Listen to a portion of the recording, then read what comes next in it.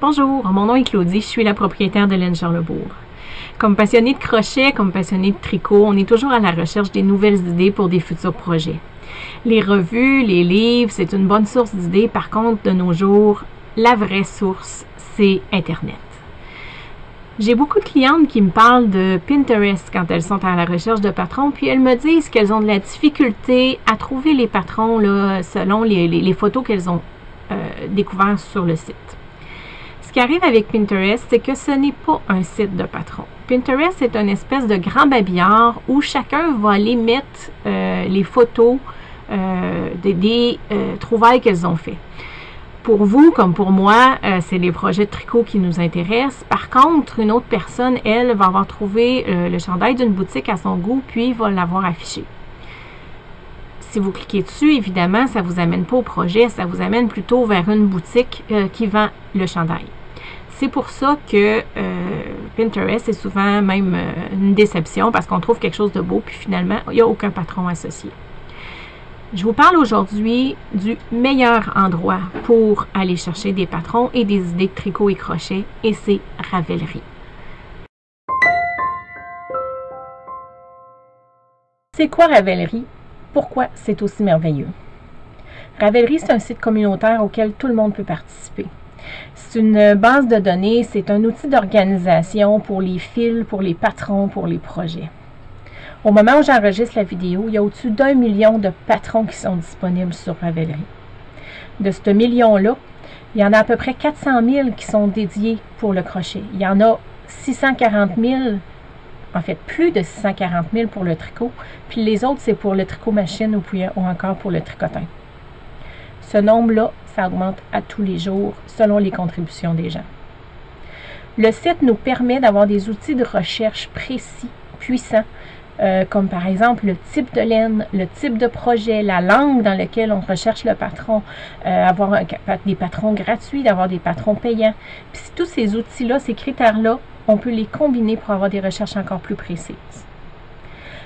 J'ai préparé une série de vidéos pour savoir comment vous retrouver dans Ravelry. Il y en existe d'autres, des vidéos comme ça. Par contre, j'ai choisi de faire des petits vidéos courts selon chaque besoin que vous pourriez avoir par rapport à Ravelry. Le premier vidéo que je vous fais aujourd'hui, c'est pour vous montrer comment vous abonner au site, vous inscrire. Alors, pour aller sur la page de Ravelry, on va taper l'adresse dans la barre de recherche qui est ravelry.com, ravelry.com, et on fait Enter. Ça nous amène sur la page d'accueil, là où, quand vous aurez déjà un compte, vous allez rentrer vos informations ici. Mais là, en ce moment, étant donné qu'on veut le créer, on va aller sur Join Now, qui veut dire joindre maintenant. Ça nous amène sur cette page-là. On nous demande de mettre une adresse de courriel. C'est important de mettre une adresse de courriel valide parce que ça va nous envoyer un lien pour valider qu'on est une vraie personne, puis pour nous enregistrer. Donc, j'ai créé une adresse pour l'occasion. Alors, on rentre notre adresse de courriel, puis on pèse sur le petit bouton qui est en dessous.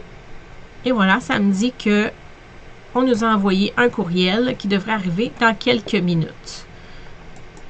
Je vais dans ma boîte de courriel. Mon courriel est déjà rentré. Si jamais vous ne le voyez pas, vous pouvez aller voir aussi dans vos courriels. Ça se peut que selon vos paramètres qui se rendent dans vos messages de courriel. Donc, surprenez-vous pas si vous ne le voyez pas là directement.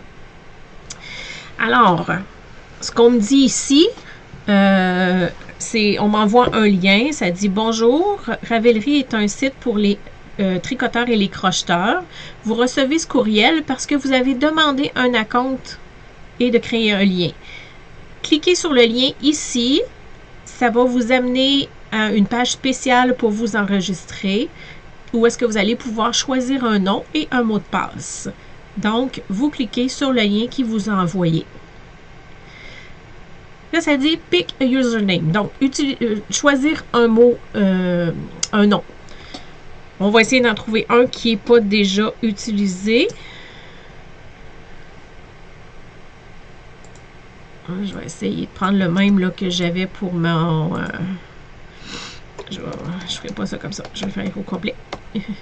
Des fois, on a des petits raccourcis quand on travaille beaucoup avec l'ordinateur. Donc, j'essaye le même mot là, que j'avais là, pour mon adresse de courriel. On me dit de choisir un mot de passe de 7 caractères. Donc,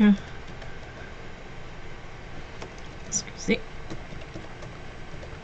Alors, on me dit de confirmer. Et créer mon compte.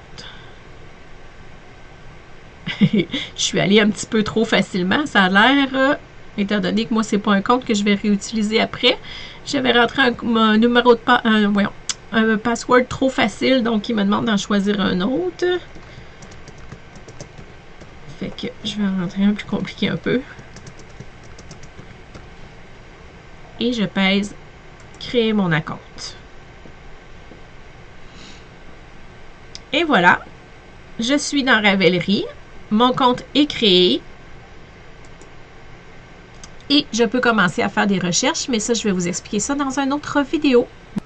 Alors, j'espère que ça s'est bien passé pour la création de votre compte dans Ravelry. Si vous avez des questions, n'hésitez pas à venir les poser. Ça va me faire plaisir d'y répondre. Et puis, en même temps, ça peut aider d'autres utilisateurs. Je vais vous créer d'autres petites vidéos pour vous aider à vous retrouver dans Ravelry. Alors, à la prochaine!